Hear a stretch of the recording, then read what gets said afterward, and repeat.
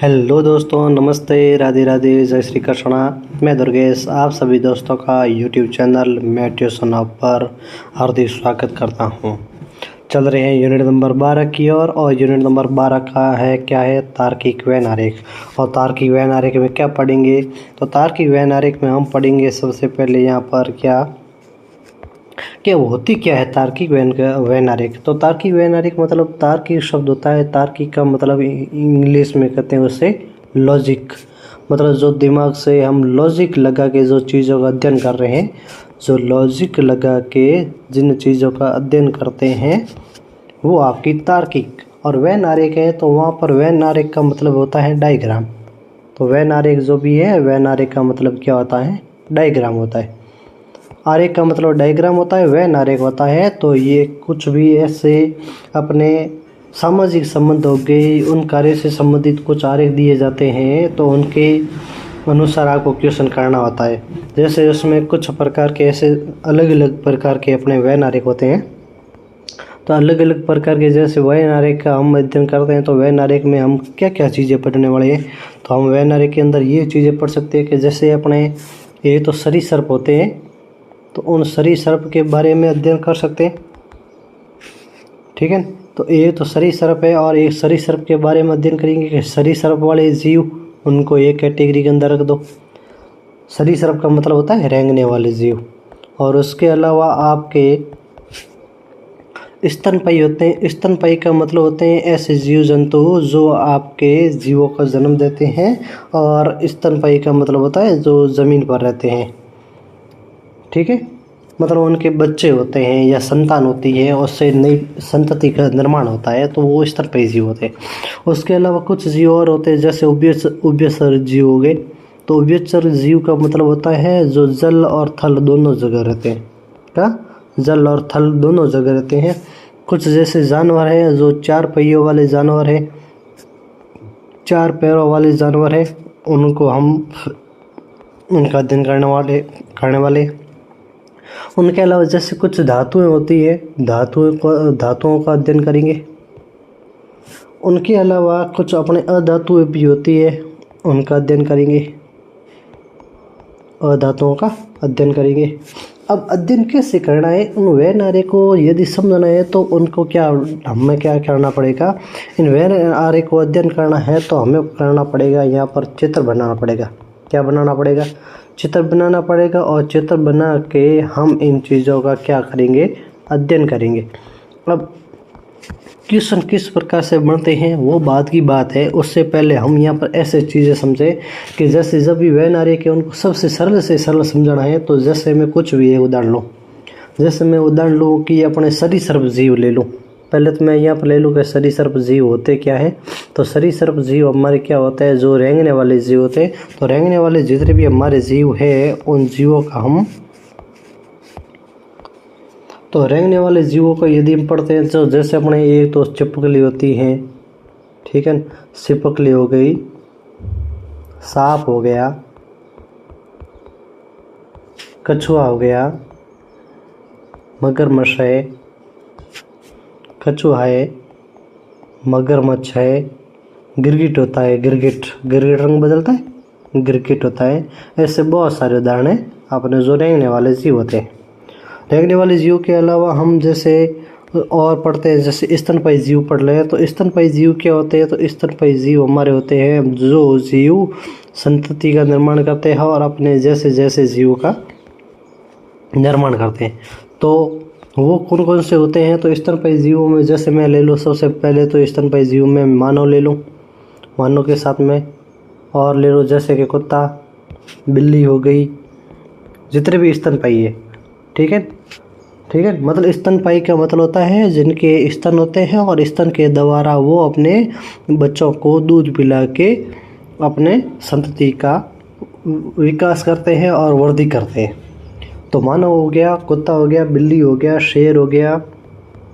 ऐसे नहीं कि शेर स्तनपायी करता है, नहीं, शेर नहीं होती, मतलब जीव तो वो हो गया। जैसे मानव है तो इससे जरूर थोड़ी कि पुरुष ही उसमें स्तनपान करेगा, नहीं हो सकता है, उसमें महिला स्तनपान कर रही है।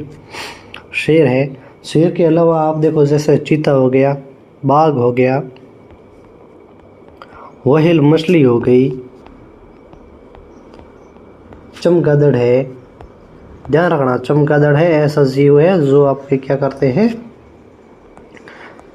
अपनी संतति को स्तनपान करवाते हैं। बंदर हो गया, हाथी हो गया, चूहा हो गया, ठीक है ना, कंगारू हो गया, कंगारू जीव है ऑस्ट्रेलिया का, वो हो गया। ऐसे बहुत सारे जीव हैं। उसके अलावा जैसे और हम आगे बढ़ रहे हैं तो और आगे बढ़ते हैं तो जैसे उभयचर जीव हो गया। उभयचर जीव क्या होता है? उभयचर जीव, उभयचर जीव क्या होते हैं? तो उभयचर जीव होते हैं अपने क्या, उभयचर का मतलब होता है ऐसे जीव जो जल और थल दोनों जगह रहते हैं। क्या?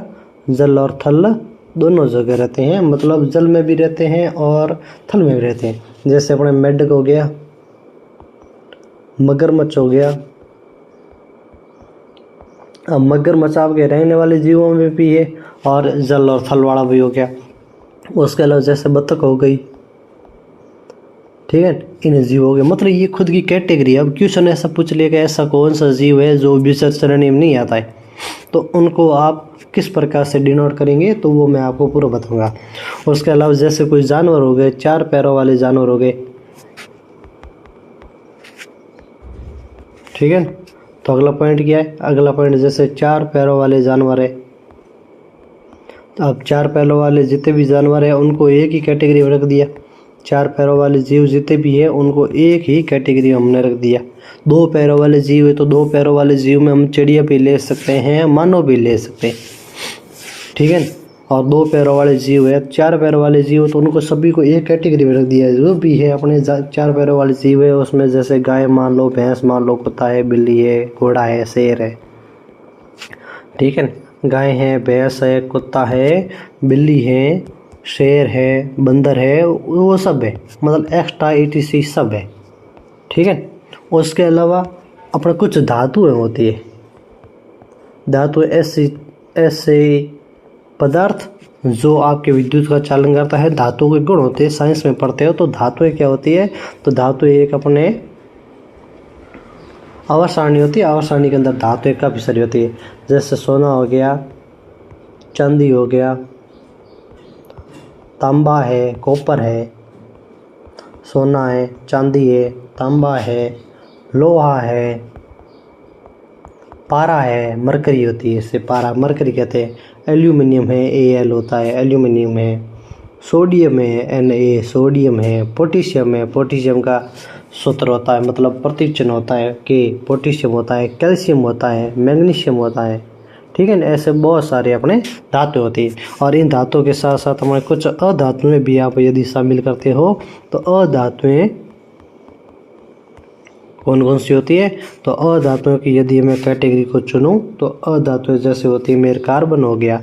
कार्बन के अंदर ही मेरा कोयला है, कॉक होता है, हीरा है, वो ग्रेफाइट है, वो सब हमारे कार्बन के अपरूप ही है। चारकोल हो गया जो कार्बन से ही बनता है। कॉक हो गया वो आपके कॉक होता है वो भी आपके कार्बन से बनता है। एक काजल होता है, वो काजल वो कार्बन का ही अपरूप है, ठीक है, काजल हो गया। उसके अलावा आपके जैसे नाइट्रोजन हो गई। नाइट्रोजन क्या होती है? वो अधातु होती है, ठीक है, वो विद्युत की चालन नहीं होती है। अपन ऑक्सीजन होती है वो आपके विद्युत का चालन नहीं करती है, ठीक है। पीटने पर आपके आवाज़ उत्पन्न नहीं कर सकती है, पीट कर पतली चादर का निर्माण नहीं कर सकती है। ऐसी आपके पदार्थ भी होते हैं, वो अधातु होती है। जैसे अपने क्लोरीन हो गए। क्लोरीन गैस होती है वो आपके हानिकारक गैस होती है। क्लोरीन गैस हो गया आपके हाइड्रोजन तत्व हो गया, हाइड्रोजन है, ब्रोमीन है, आपकी जितनी भी गैसें हैं, जितनी भी आपकी गैसें हैं, जितनी भी गैस हैं वो सभी आपकी क्या हो जाएगी? अधातुओं की श्रेणी में आ जाएगी। इस प्रकार से आपको ये हमने डिनोट किया है कि इसमें से जो भी आपने मैंने जितने भी ये नाम लिखे हैं, ये नाम है, ये इनके क्या होता है? ये उनके खुद की कैटेगरी है, खुद का वर्ग है, ठीक है, खुद का वर्ग है। या कह दो जो भी सीरीज होती है उनमें वर्ग का मतलब होता है खुद का क्लास है, खुद का एक परिवार है या खुद का एक वंश है। परिवार हो गया या खुद का वंश का दो या खुद की कैटेगरी। जैसे हमारी उदाहरण लें, जैसे कि मानव है तो मानव एक क्या है? मानव एक अपना अलग कैटेगरी है।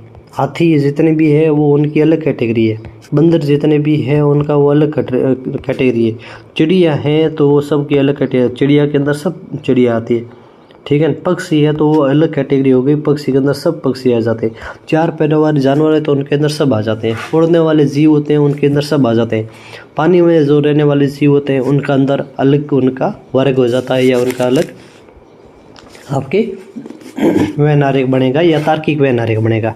अब उसके साथ साथ यदि हम और कहते हैं तो देखो, जैसे कि कोई, अब ऐसे कुछ मैं इम्पोर्टेंट पॉइंट बताता हूँ, यहाँ से आपको क्वेश्चन ऐसे बनता है और कैसे बनता है आपको ये बताना है। इम्पोर्टेंट पॉइंट है और इम्पोर्टेंट पॉइंट को आपको ध्यान से समझना है और करना। अब वैनारिक बढ़ता कैसा है, ठीक है। तो अब ये जो भी वैनारिक है, ये वैनारिक आपके डायग्राम बनता कैसे है वो आपको अच्छी तरीके से देखना है। तो वैनारिक जो भी डायग्राम है वो आपके कैसे बनता है, तो वैनारिक डायग्राम को आप यदि बनाते हो तो वैनारिक को डायग्राम बनाने के लिए सबसे पहले मैं क्या करूँगा, कुछ एक क्वेश्चन लिख रहा हूँ। जैसे मैंने कह दिया हाथी हो गया, शेर हो गया, बंदर हो गया और मैंने लिख दी गाय लिख दी। अब मैं इसके कुछ आपके पॉइंट बना रहा हूँ, जैसे कुछ मैं पॉइंट इसके बना दूँ कि इन पॉइंटों के अंदर से आपको इनको अलग करना है या क्लास अलग करनी है। जैसे मैं इनके कुछ चित्र बनाऊँ कि एक तो आपके, ठीक है, जैसे इसके अंदर से मैं, जैसे यदि मैं बंदर को हटा दूँ तो बंदर हटा दूँ तो ये हमारे पास 3 जीव आ गए। अब 3 जीवों को मैंने वैनारिक बनाना है और आपको ये डिनोट करना है या आपको ये दर्शाना है, या उनको आपको किस प्रकार से आपको इसको दर्शाएंगे कि इनके अंदर ये जो भी पॉइंट है ये आपको किसके अंदर आप उसको शामिल कर सकते हो। जैसे मैं एक हाथी, शेर और गाय, इन तीनों को एक ही वर्ग के अंदर कराऊँ कि हाथी, शेर और गाय अलग है, 3 ही है। या दूसरा पॉइंट है हाथी अलग है, शेर अलग है और गाय अलग है। तीसरा पॉइंट ये हो सकता है कि शेर और हाथी आपके दोनों ही एक ही जीव का है, एक ही कैटेगरी के हैं और गाय अलग है। चौथा पॉइंट आपको ये बनाऊँ, चौथा पॉइंट ये बनाऊँ कि आपकी शेर अलग मान लो और आपकी हाथी और गाय को मैं एक साथ मान लूँ। बहुत सारे हो सकते हैं, ठीक है, बात है समझ में। तो इस प्रकार से आपको कुछ भी आप किसी भी तरह से बना सकते हो। उसके अलावा यदि और कुछ आप बनाना चाहते हो तो जैसे और इसका बनाना चाहते हो तो बनाओ, तो आप ये भी बना सकते हो कि हाथी और गाय ये दोनों पालतू जानवर है, एक दूसरे के अंदर आ सकते हैं कि हाथी भी पालतू जीव है और गाय भी पालतू जीव है और शेर आपका पालतू जीव नहीं है। मतलब आपका हाथी भी पालतू जीव हो सकता है और नहीं भी हो सकता है। गाय है वो भी हमारे पालतू जीव हो सकती है या नहीं हो सकती। शेर हमारा पालतू जीव नहीं है, वो तो हमारा जंगली जीव है।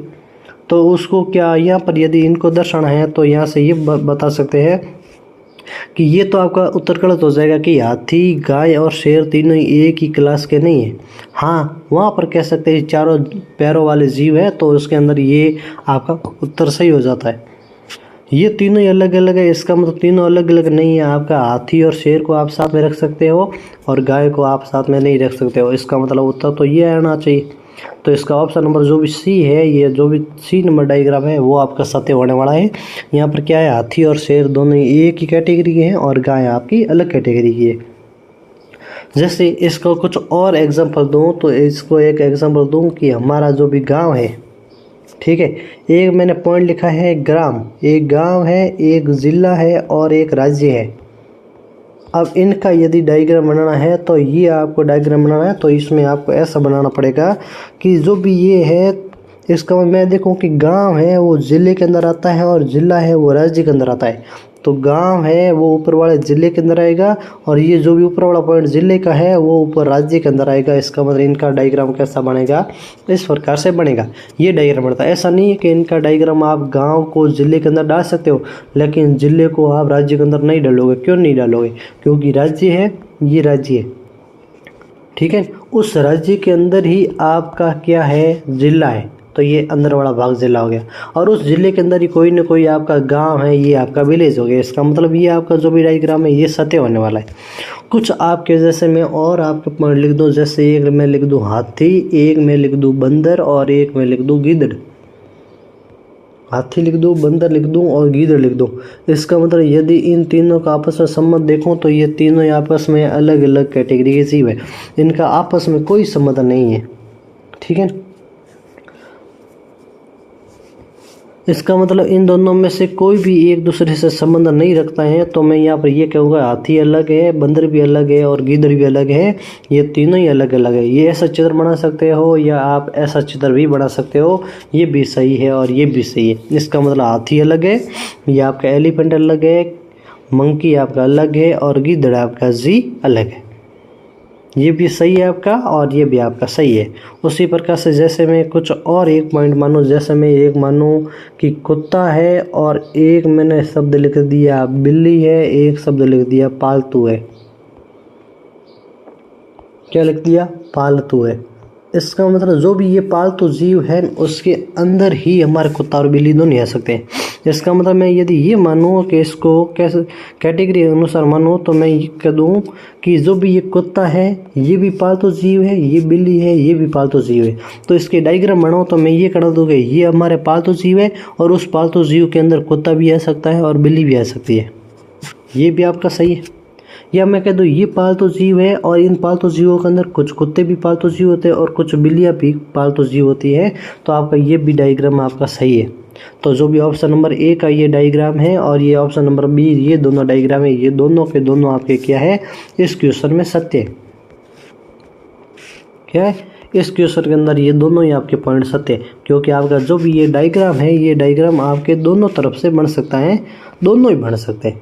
कोई ज़रूरी नहीं है कि आपका डायग्राम बनेगा ये आपका डायग्राम बन सकता है, क्योंकि ये आपके बाहर वाली जो भी कैटेगरी है ये आपकी पालतू जीव वाली क्या है, बाहर वाली कैटेगरी ये पालतू जीव वाली, और उस पालतू जीवों के अंदर ही हमारे कुत्ते भी आ सकते हैं और बिल्लियाँ भी आ सकती हैं। इसका मतलब जो पालतू जीव है उनके अंदर कुत्ते भी पाले जाते हैं और बिल्लियाँ भी पाली जाती है, दोनों ही एक अंदर दूसरे के अंदर है। इसका मतलब जो भी ये पालतू जीव है उनसे कुत्ता और बिल्ली दोनों का रिलेशन है, क्या है उनका दोनों का कुछ न कुछ संबंध है। इसलिए ये आपका चित्र आपका ये भी बनेगा और ये भी बनेगा, क्योंकि ये बीच वाला भाग पालतू जीव हो गया और एक साइड वाला कैट मान लो और एक साइड वाला डॉग मान लो।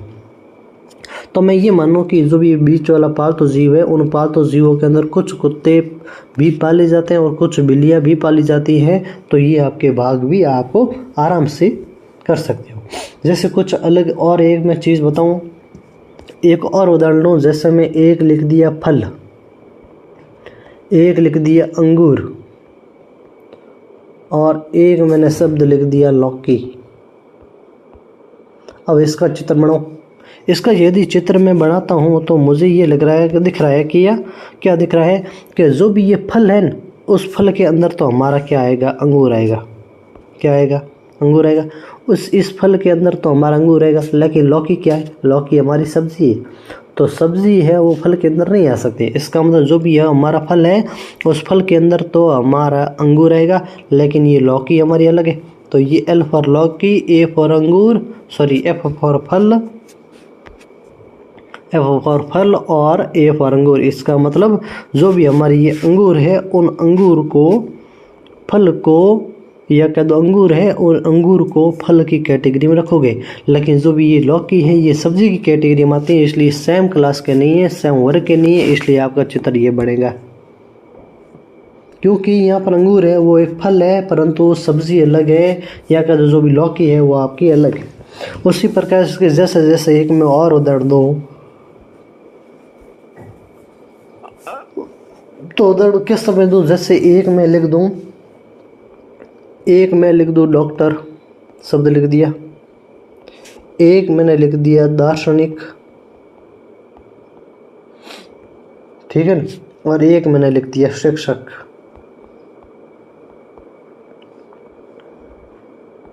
ठीक है, इसका मतलब यहाँ पर यदि इनका मैं चित्र बनाऊँ तो मैं ये देखूँ कि देखो ये डॉक्टर है, ये डॉक्टर, ये दार्शनिक भी हो सकता है और ये डॉक्टर शिक्षक भी हो सकता है। कोई एक ऐसा व्यक्ति जो दार्शनिक है, दार्शनिक चीज़ों का ज्ञान रखता है, वो डॉक्टर भी हो सकता है और शिक्षक भी हो सकता है। कोई एक ऐसा शिक्षक है जो आपके डॉक्टर भी हो सकता है और दार्शनिक भी हो सकता है। इसका मतलब मैं ये मानूं कि जो भी ये तीनों कैटेगरी है, तीनों कैटेगरी के जो भी आपकी चीज़ें हैं, डॉक्टर, दार्शनिक और शिक्षक, ये तीनों ही एक दूसरे से रिलेशन में हैं। तीनों के तीनों ही वस्तुएं या तीनों ही चीज़ें या तीनों ही जो भी आपके वस्तुएं हैं या तीनों भी जो भी आपकी अवस्था है, वो तीनों ही अवस्था एक दूसरे से संबंध हो सकती है। एक दूसरे से संबंध हो सकती है। क्यों हो सकती है, कैसे हो सकती है? तो एक दूसरे से संबंध बिल्कुल हो सकती है, क्योंकि कोई भी एक डॉक्टर है वो आपके, कोई जो भी डॉक्टर है वो आपके दार्शनिक और टीचर हो सकता है। कोई भी आपके दार्शनिक है वो आपके टीचर और डॉक्टर हो सकता है। वो डॉक्टर और टीचर हो सकता है। कोई एक ऐसा शिक्षक है या टीचर है जो आपके डी फॉर दार्शनिक और डी फॉर डॉक्टर हो सकता है। ये दोनों ही चीज़ हो सकती है। तो इनका यदि आप इनको वेन आरेग्राफ बनाना है या आपको इसका डायग्राम बनाना है, तो आपको डायग्राम ऐसा बनाना पड़ेगा कि ये डॉक्टर है और इस डॉक्टर के साथ में दार्शनिक भी हो सकता है और ये आपके शिक्षक भी हो सकता है। इसका मतलब तीनों के तीनों एक दूसरे से संबंधित हो सकते हैं। यहाँ पर संभावना कुछ भी बन सकता है। कुछ डॉक्टर होते हैं वो दार्शनिक भी होते हैं, कुछ डॉक्टर होते हैं वो आपके शिक्षक भी होते हैं। तो यहाँ से यदि इसको मैं जूम करूँ और इसको मैं समझाऊँ तो इसका मामला क्या है। तो यहाँ से यदि मैं इसको समझाऊँ तो जैसे इसको मैं टीचर मान लूँ या मैं इसको डॉक्टर मान लूँ, दूसरी वाली रेखा है उसको मैं मान लूँ दार्शनिक, और तीसरी वाली ये जो भी पॉइंट है वो आपके क्या हो जाएगा, या मैं ऐसे मानो ये आपके हो गया डॉक्टर, ये हो गया आपके दार्शनिक, ये हो गया शिक्षक। तीनों ही लाइनें अलग है और तीनों की कैटेगरी में यदि देखो तो आपके कुछ ऐसे पॉइंट हैं जो आपके तीनों कैटेगरी के अंदर आते हैं और तीनों का ही उसमें उत्तर समझ आ सकता है। जैसे यदि इसको मैं डॉक्टर मानूं तो इसको मैं दार्शनिक मानूं, ठीक है, और इसको मैं क्या मानूं, शिक्षक मानूं। तो देखते हो, देखो कुछ शिक्षक हैं जो आपके डॉक्टर भी हैं, ये पॉइंट दोनों के अंदर का कॉमन आता है। कुछ शिक्षक है वो दार्शनिक होते हैं आपके, ये दोनों के अंदर पॉइंट आता है, दोनों के अंदर पॉइंट आ रहा है। और कुछ चीज़ें ऐसी है जो बीच वाला ये भाग है, ये इतना भाग है जो तीनों के अंदर ही आता है। क्या आता है, तीनों के अंदर आता है। इसलिए कुछ ऐसे डॉक्टर होते हैं या कोई भी एक वस्तु जो तीनों से संबंध रखती है, वो है बीच वाला भाग। ये बीच वाला भाग है जो तीनों के अंदर आ सकता है। इसका मतलब कोई भी व्यक्ति कुछ भी बन सकता है। डॉक्टर है वो शिक्षक भी बन सकता है और दार्शनिक भी बन सकता है और डॉक्टर खुद भी बन सकता है। इसका मतलब तीनों ही बन सकते हैं। तो इसका डायग्राम होता है वो इस प्रकार से आपका बनता है। कुछ और उदाहरण हैं आपके, जैसे मैं कुछ और उदाहरण लूँ तो कुछ और उदाहरण में आपको, जैसे मैं और कोई चीज़ें मानूँ तो जैसे मैं एक मान लूँ पुरुष,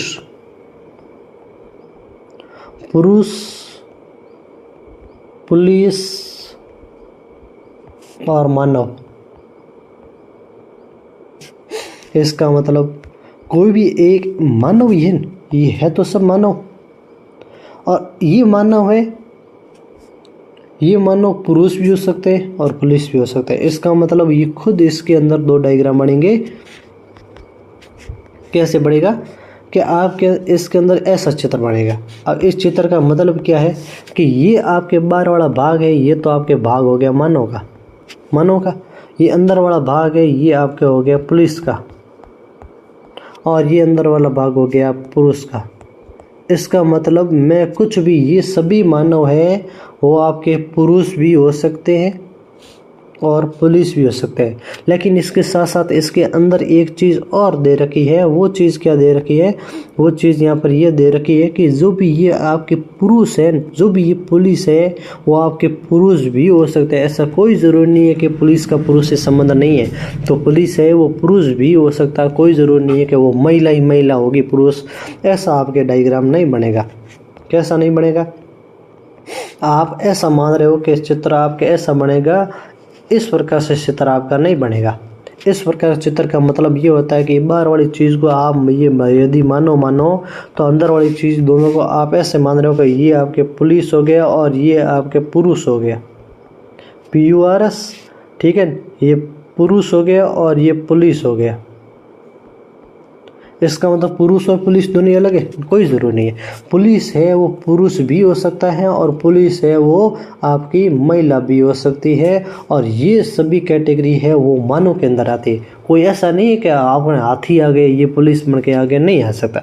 तो जो भी मानव है वही आपके पुलिस होगा और मानव है वही आपके पुरुष हो सकता है। इसका मतलब मानव है वो पुरुष और पुलिस दोनों ही है, लेकिन पुरुष और पुलिस भी आपस में एक दूसरे से कनेक्ट है, क्योंकि कोई भी पुलिस है वो पुरुष हो सकता है, या कह दो कोई भी पुरुष है वो आपके पुलिस हो सकता है। तो आपके डायग्राम ऐसा बनने वाला है। उसके अलावा कुछ और आपकी चीज़ें दें,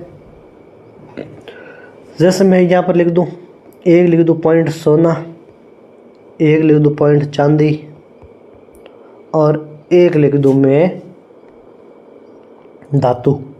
क्या लिख दिए? शब्द धातु। अब इन तीनों का आपको एक रिलेशन डायग्राम बनाना है। तो कैसे बनाऊंगा इस, क्योंकि मुझे पता है कि सोना और चांदी दोनों ही क्या है? धातु है। तो ये आपकी धातु हो गई, और इसके अंदर आपके क्या चित्र बनेंगे? एक सोना का बनेगा और एक चांदी का बनेगा।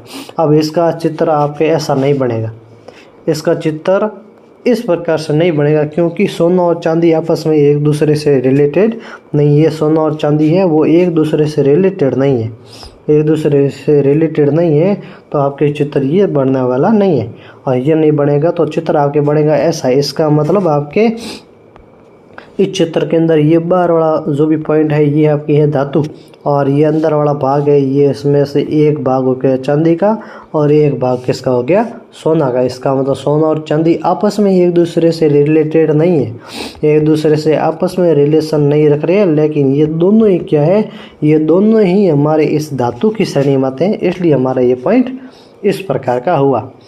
फिर अगला पॉइंट, और यदि आप समझ रहे हो कुछ उदाहरण और दे रहा हूँ। जैसे मैं एक आपको पॉइंट दे रहा हूँ, एक क्वेश्चन दे रहा हूँ कि चाय है, एक कॉफ़ी है, और एक शब्द लिख दिया मैंने पेय पदार्थ, और इसको पेय पदार्थ है। और इसमें से यदि आपको इन क्वेश्चन को 4 में ऑप्शन दे रहा हूँ, क्या दे रहा हूँ? इसके मैं 4 ऑप्शन दे रहा हूँ, और इन चारों ऑप्शनों में से आप इस उत्तर को या इस ऑप्शन का कौन सा चूज करोगे वो आपको बताना है। जैसे मैं पहला ऑप्शन दे रहा हूँ आपके इस प्रकार का कि इन तीनों चित्रों में से इस तीनों पॉइंट को किस वेन आरेख में या किस वेन डायग्राम में आप रखोगे वो आपको बताना है। दूसरा पॉइंट आपका है ये, तीसरा पॉइंट है ये आपका केवल इस प्रकार से, और चौथा पॉइंट है आपका किस प्रकार से? आपका चौथा पॉइंट हो गया ये इस प्रकार से। अब यदि चारों चीज़ों को समझते हैं तो आपको उत्तर कौन सा होने वाला है ये आपको आराम से समझना है और करते जाना है। तो यदि इनको आप इस प्रकार से करें कि चाय, कॉफ़ी और पेय पदार्थ, तो मैं यहाँ से ये पता लगाऊँ कि चाय है वो भी पीने वाला पदार्थ है और कॉफ़ी है वो भी पीने वाला पदार्थ है। इसका मतलब ये चाय और कॉफ़ी है, इनका आपस में सो रिलेशन नहीं है, आपस में रिलेशन नहीं है, तो ये आपस में रिलेशन वाला शब्द है, ये आपका पॉइंट कट गया। चाय और कॉफ़ी दोनों ही, यहाँ पर देखो शब्द 3 है, पेय पदार्थ है, कॉफ़ी और चाय, ये को टोटल कितनी संख्या? 3 है, और यहाँ पर डायग्राम के अंदर संख्या 2 दी है, ये इसलिए ये भी अपना ऑप्शन गलत हुआ। ये चीज़ें क्या होती है कि ऊपर वाले के भाग में उसके अंदर नीचे वाली चीज़ आनी चाहिए, और उस नीचे वाली चीज़ के अंदर उससे भी अंदर वाली भाग उसके अंदर आना चाहिए। जैसा मैंने ग्राम, राज्य और जिले के बारे में बताया था वो चित्र यहाँ पर बनेगा, इसलिए वो भी गलत है। अपना ऑप्शन सही कौन सा होने वाला है? अपना ऑप्शन सही होने वाला है ऑप्शन नंबर बी। और ऑप्शन नंबर बी क्या कह रहा है कि ये बाहर वाला भाग तो मैं लिख दूँ पेय पदार्थ, क्या लिख दूँ? पेय पदार्थ, लेकिन अंदर वाला भाग क्या है अपना? ठीक है ना, अंदर वाला भाग अपना क्या है? अंदर वाला भाग एक में चाय मान लूँ और एक में कॉफ़ी मान लूँ, और चाय और कॉफ़ी आपस में एक दूसरे से रिलेटेड नहीं है, आपस में एक दूसरे से रिलेटेड नहीं है, और रिलेटेड नहीं है तो आपका चित्र बनेगा इस प्रकार का, क्योंकि ये जो भी पेय पदार्थ है इस पेय पदार्थ के अंदर ही कॉफ़ी आती है और उसके अंदर ही चाय आती है। इस प्रकार से ये क्वेश्चन होते हैं। तो आज की जो भी ये क्वेश्चन है या जो भी अपना पॉइंट है, वेन आरेख बढ़ता कैसा है या डायग्राम है उसको बनाते कैसे हैं। तो वेन आरेख है उसको बनाने के लिए अपने कुछ चित्र होते हैं, चित्र कुछ भी बन सकते हैं। तो वेन आरेख कितने प्रकार के बनते हैं वो यदि मैं आपको चर्चा करूं तो आपके अलग अलग वेन आरेख बनते हैं। जैसे पहला वेन आरेख, जैसे मैं यहाँ पर ये बनाऊँ, पहला वेन आरेख बनाऊँ तो आपके बनेगा ये इस प्रकार से। कुछ वेन आरेख आपके इस प्रकार से भी बनते हैं, कुछ वेन आरेख हैं वो आपके इस प्रकार से बनते हैं, ठीक है। ये सब अलग अलग है, ठीक है। ये वेन आरेख हो गया, या तीनों ही अलग अलग हो गए, ये भी हो सकता है। इसके अलावा और मानो तो मैं मानूँ तो आपके वेन आरेख ऐसा भी बन सकता है, और मानो तो वेन आरेख आपका इसके अंदर ये बन सकता है, ठीक है। और यदि मैं मानूँ तो आपका वेन आरेख आपका इन तीनों के अंदर आपके इस प्रकार से भी वेन आरेख बनता है, ठीक है। आपके अलग अलग वेन आरेख बन सकते हैं। इसका मतलब इस प्रकार के ये सब आपके वेन आरेख बन सकते हैं। तो जितने भी मैंने वेन आरेख बताए हैं, इन वेन आरेखों के ऊपर अपने क्वेश्चन बनते हैं और उन क्वेश्चनों को हम अगली क्लास में करेंगे। तो जो भी नेक्स्ट क्लास है उसके अंदर हम वेन आरेखों से संबंधित जितने भी आपके क्वेश्चन हैं उनको करने की कोशिश करेंगे। तो अगली क्लास में क्या करेंगे, तो जो भी अपने क्वेश्चन है इन वेन आरेख से संबंधित क्वेश्चन है। अब वेन आरेख होते कौन कौन से हैं, तो जो भी ये मैंने बताए ये 4 और ये 3 7 चित्र हैं। इन 7 चित्रों पर आधारित आपके क्वेश्चन बनेंगे और क्वेश्चन को किस प्रकार से करना है और आपको अच्छी तरीके से समझना है। तो सभी को अगली क्लास के लिए मैं मिलूँगा नेक्स्ट क्लास में। तब तक के लिए सभी को जय हिंद, जय भारत, राधे राधे।